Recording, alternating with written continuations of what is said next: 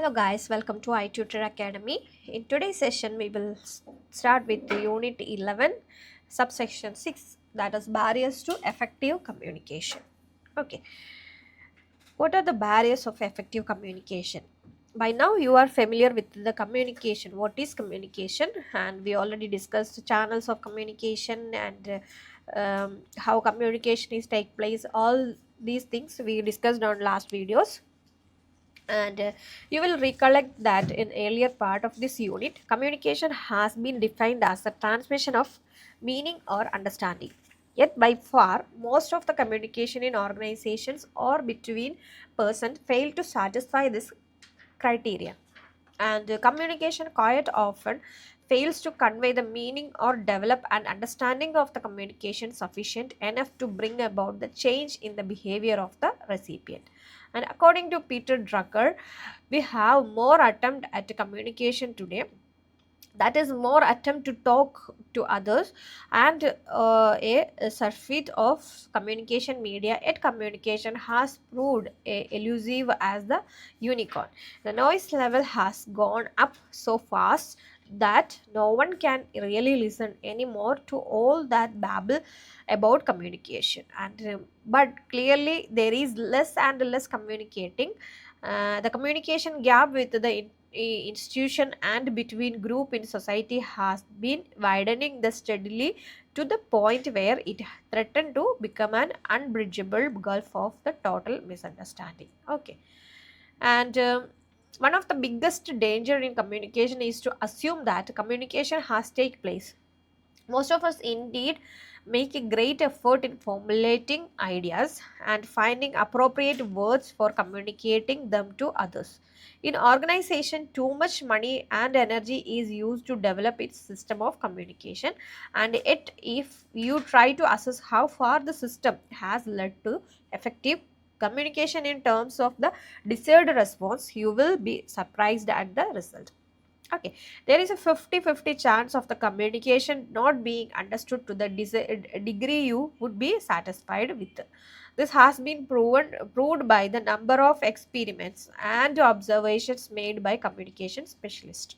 There is a story from the army which tells of an instruction starting one end of the line as send reinforcement and ending up at the other end of the line as send three shilling and sixpence. Okay, this is the army system of communication. You can perhaps test it yourself. Try to recollect the news items of the previous evening news telecast or broadcast. Okay, and examples also. The failure in communication arises because of certain blockages or barriers between the sender and the receiver. In order to make a communication effective, it must be ensured that these barriers are removed. Okay, and barriers is first one is semantic barrier.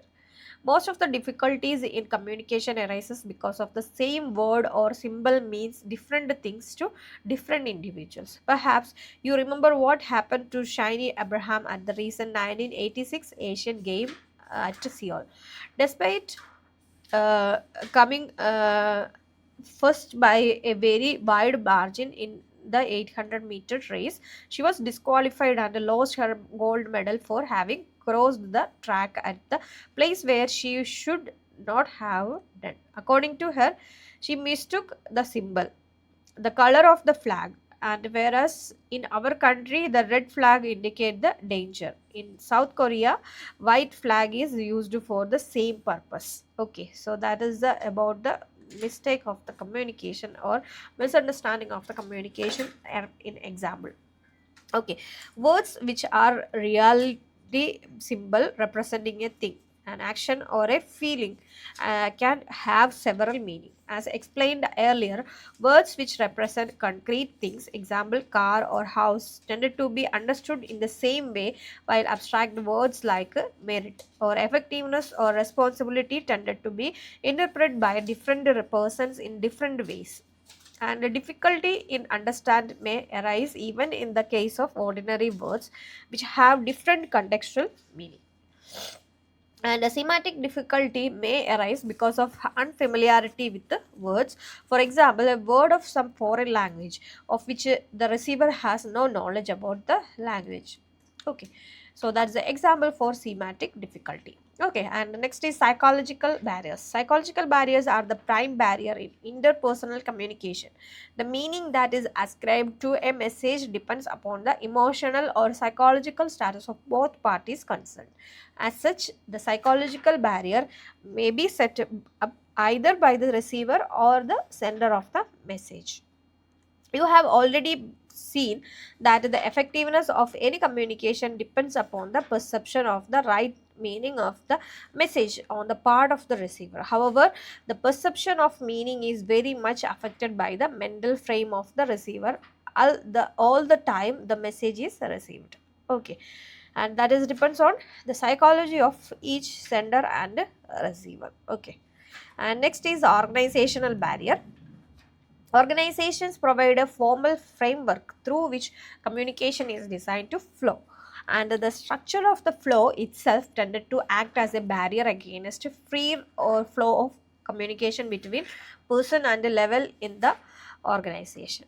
Rules may prescribe how communication are to move from one level to another in upward or downward direction, and not only is there a possibility of delay in communication reaching its destination, but also there is a very possibility of communication getting distorted through the process of filtering described in the previous paragraph.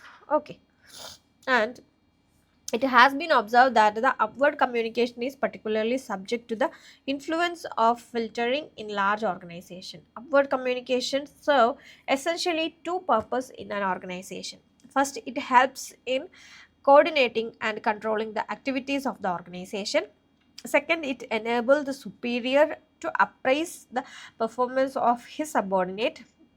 While the former does not create any problem, the latter has behavioral implications, and it is human nature to show one's performance in a better light than what is it actually is. Okay, and another barrier in organization setting is created by the superior subordinate relationship itself, which develop a distance between the two. And this is about barriers of the communication. You just go through the note also in the IGNOU study material from your MMPC 001. Okay, and making communication effective. How communication can effectively making. Okay, in order to make your interpersonal communication more effective, the following are some of your points that you should bear in mind. Okay, first one is use direct, simple language and avoid words which can have ambiguous meaning. Okay, so simply you just communicate in simple language, that's all. And use face to face communication. It's more easy and more understanding. Face to communication is more effective. And use feedback. Feedback enables a sender to judge whether his idea have been received in a manner they were originally intended. Okay, and listen with understanding. The biggest block to interpersonal communication is said to be the inability to listen intelligently and understanding and skillfully to another person. We tended to confuse listening with the hearing, which is physical process. Listening actually is much more than hearing. Okay, and next is create a constructive environment for the expression of idea, and be careful about your non-verbal communication also, and develop and use organizational structure which minimize the chances of filtering the communication. And the American Management Association has developed a set of 10 suggestions for improving the communication. Okay, the 10 commandment of good communication. Okay, this is clarity before attending to communication, examine the purpose of communication, understand the physical and human environment when communicating. In planning communication, consult the other to obtain their support as well as the facts, and consider the content and the overtone of the message. Whenever possible, communicate something that helps or is valued by the receiver. Communication is to be effective require following up. Communicate message that are of short run and long run importance. and be a good listener, of course, then it will improve the communication. Okay, this is about this 11 unit, and we will just see the summary of this unit. Communication is the transfer of information from one person to another. Okay, you just study the definition of the communication first. Okay, and successful communication is much more than mere transfer of information. It is the transfer of meaning and understanding between two persons, and communication has paved the way for the modern civilization, and good communication is the foundation for sound management. No managerial activity is possible without communication of some kind, and the major part of a manager's working time is devoted to communicating. Communication is accomplished through a process in which the sender encodes an idea, which is transmitted through channel to receiver, who decode the messages and gain an understanding of the idea of the sender. There is a reverse process of feedback also follows the same pattern during the entire process. Interference is created by noise, which can lead to distortion of the communication. Communication take place either orally or in written form, and it could be just one way or two way. Okay, and interface in communication is caused by semantic, psychological, and organizational barrier. In order to achieve the effectiveness of communication, managers should consciously try to lower the barriers. Okay, this is about this chapter, and the self-assessment test questions also here. You just go through that one by one. Why is effective communication is important to manager? We discussed already. Explain the element of communication process. What is noise in communication, and what factors in the organizational environment cause noise, and what purpose are served through vertical communication, and what problem are encountered in vertical communication. Why is informal channel of communication called grapevine?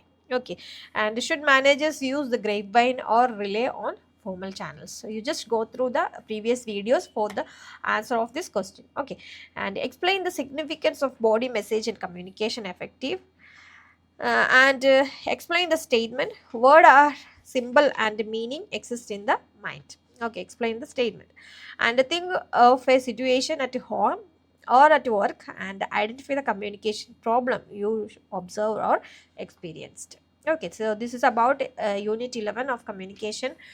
If you have any doubt, you just pinpoint in comment box also, or you can message in the contact number also. Okay, so thank you so much. This is about today's session.